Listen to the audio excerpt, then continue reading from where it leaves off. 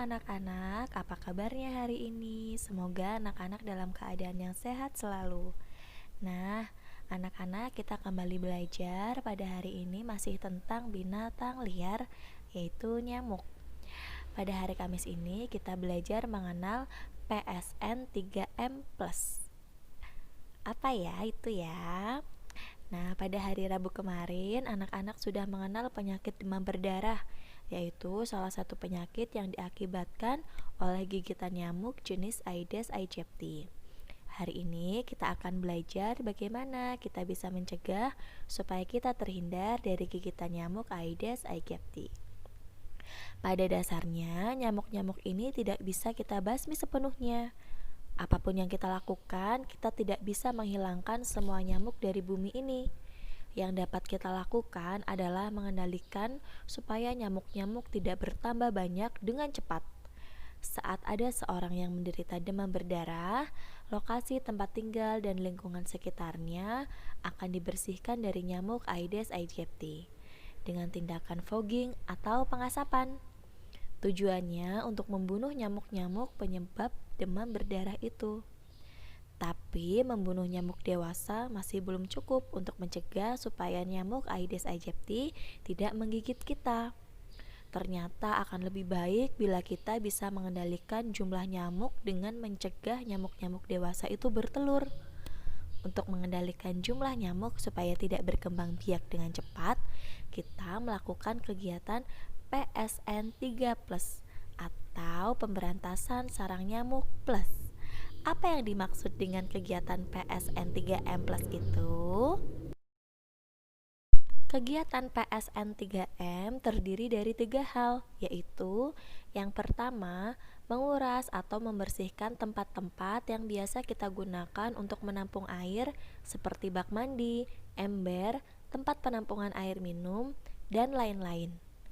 Yang kedua, menutup tempat-tempat penampungan air seperti drum, toren dengan rapat.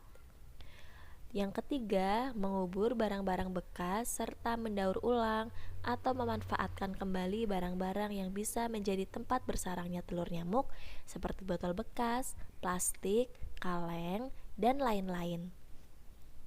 Lalu, supaya lebih cepat dan tepat dalam mengurangi jumlah nyamuk, kita tambahkan atau lakukan juga yang pertama, menaburkan bubuk abate pada tempat penampungan air yang sulit untuk dibersihkan. Bila penampungan air di rumah kita sulit dibersihkan, kita bisa lakukan dengan menaburkan sedikit bubuk abate pada tempat penampungan air itu. Bubuk abate akan membunuh jentik-jentik nyamuk yang mungkin berada di dalam tempat penampungan air kita. Yang kedua, menggunakan obat anti nyamuk atau lotion anti nyamuk. Kita bisa menggunakan obat nyamuk untuk mengusir dan membunuh nyamuk. Ada berbagai jenis obat nyamuk yang bisa kita gunakan. Misalnya, obat nyamuk semprot, bakar, serta elektrik dengan menggunakan listrik. Kita juga bisa menghindari dari gigitan nyamuk dengan mengoleskan lotion atau minyak anti nyamuk. Lotion atau minyak tersebut memiliki aroma tertentu yang tidak disukai nyamuk, sehingga nyamuk tidak akan mendekati dan menggigit kita. Namun dalam waktu yang tidak terlalu lama, kita harus memakai lotion atau minyak itu kembali, karena khasiat atau manfaat dari lotion atau minyak tersebut tidak dapat bertahan lama. Yang ketiga, menggunakan kelambu saat tidur. Menggunakan kelambu atau penutup tempat tidur saat kita tidur bisa mencegah nyamuk menggigit kita, karena kelambu akan menghalangi nyamuk untuk mendekati kita. Yang keempat, memelihara ikan pemakan jentik nyamuk. Kita juga bisa membasmi jentik-jentik nyamuk dengan memelihara ikan pembasmi jentik nyamuk. Ikan-ikan tersebut antara lain ikan cupang, moli, gupi, dan ikan mas.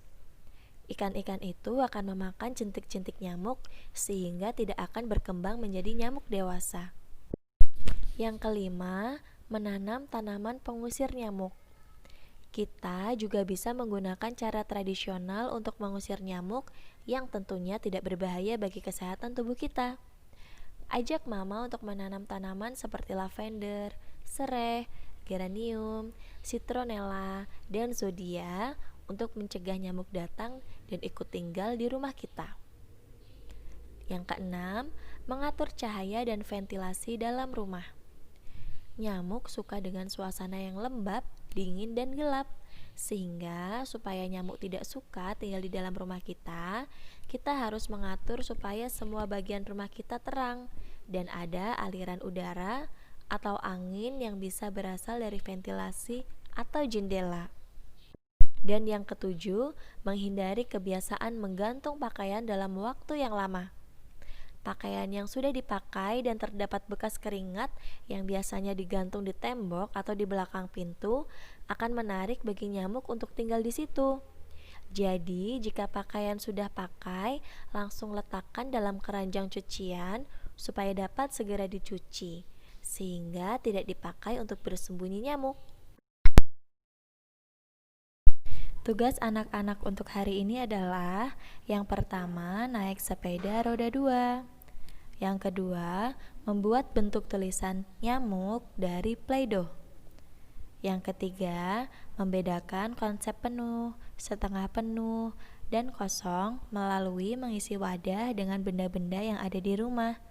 Misalnya gelas diisi dengan air, pasir, biji-bijian, beras, dan lain-lain.